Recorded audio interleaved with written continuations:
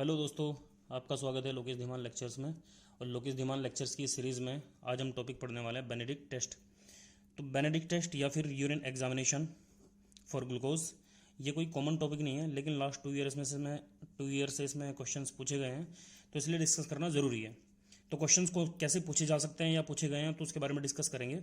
तो इससे पहले टॉपिक शुरू करने से पहले सॉल्व करेंगे questions. A community health nurse is assessing urine test for sugar. During this test, she or he find yellow color solution in test tube. According to this finding, percentage of sugar in urine will be. Percentage of sugar पूछ रहा है urine के अंदर।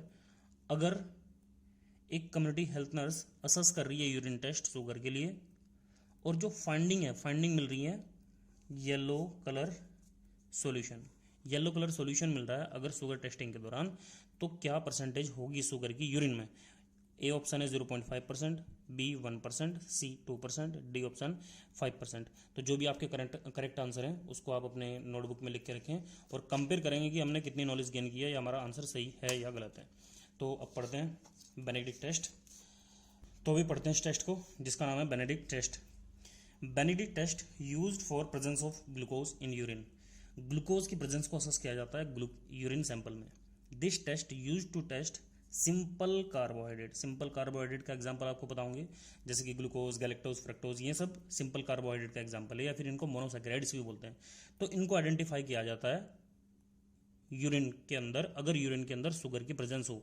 Generally आपको पता है कि urine के अंदर शुगर की प्रेजेंस होती नहीं है, लेकिन फिर भी अगर ग्लूकोज या फिर सिंपल कार्बोहाइड्रेट रिलीज होने लग जाए यूरिन में, तो हम बेनेडिक्ट टेस्ट को यूज़ करते हैं। बेनेडिक्ट टेस्ट इसलिए बोलते हैं क्योंकि हम इसमें जो रिएजेंट है वो रिएजेंट कौन सा यूज़ करते हैं, बेनेडिक्ट रिएजेंट यूज़ करते हैं। यूरिन एनालिसिस टेस्ट भी बोलते हैं इसको, लेकिन बेनेडिक्ट सॉल्यूशन यूज़ कर लेते हैं, तो इसलिए इसको बेनेडिक्ट टेस्ट भी बोलते हैं। अब बेनेडिक्ट टेस्ट एक कॉम्प्लेक्स सॉल्यूशन होता है जिसको कम्युनिटी एरिया में बनाया जा सकता है with the help of sodium citrate, sodium carbonate and copper sulphate. इसकी पेंटाहाइड्रेटेड फॉर्म होती है।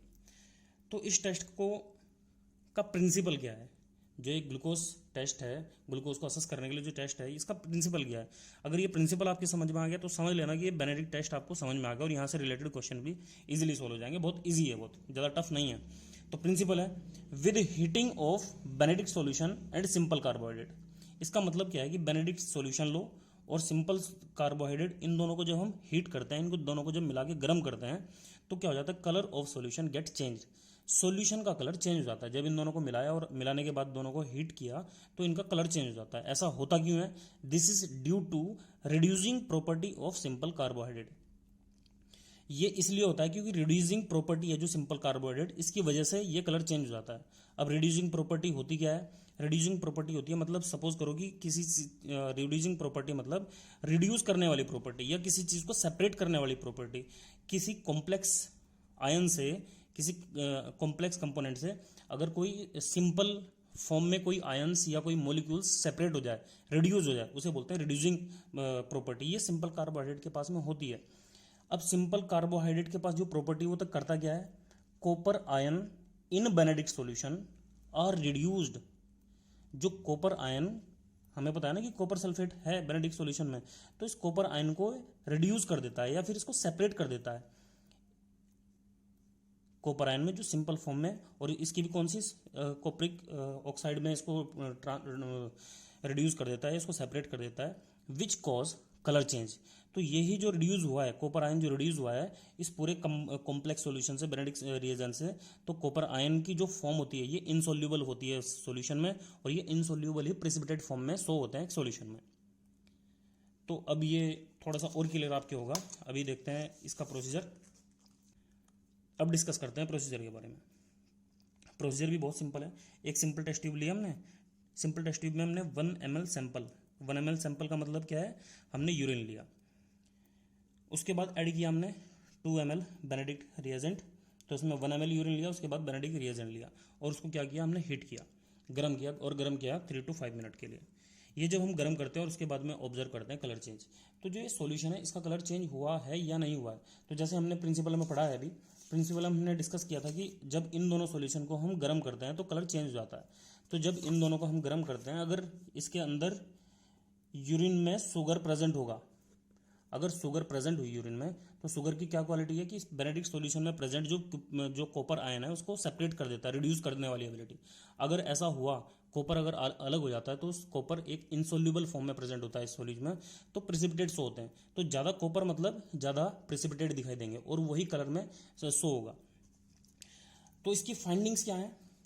अगर ब्लू कलर का होगा तो कोई भी शुगर नहीं होगी, क्योंकि रिएजेंट का जो कलर है इसका, बेनेडिक्ट रिएजेंट का, उसका कलर ब्लू होता है। अगर यही कलर है इसका मतलब कोई भी शुगर नहीं है, किसी भी शुगर ने कॉपर के आयन को रिड्यूस नहीं किया या उसको सेपरेट नहीं किया, इसका मतलब कोई भी कलर चेंज नहीं होगा। तो हम फाइंडिंग क्या रखेंगे कि ब्लू कलर मतलब नो शुगर, यानी कि जीरो फाइंडिंग है, जीरो कैटेगरी आएगी।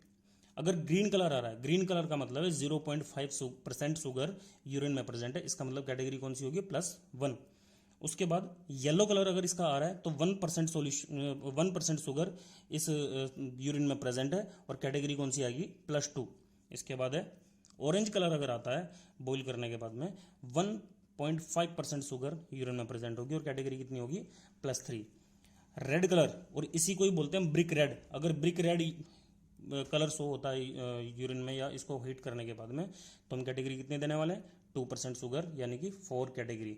तो ये कैटेगरी डिसाइड हो गई। तो ये कलर इसमें देख सकते हो आप, 0 कैटेगरी मतलब नो शुगर ब्लू कलर, फिर ग्रीन कलर आता है तो +1 0.5, 2 आता है तो 1%, 3+ आते हैं तो ऑरेंज कलर, और रेड कलर है 4 कैटेगरी।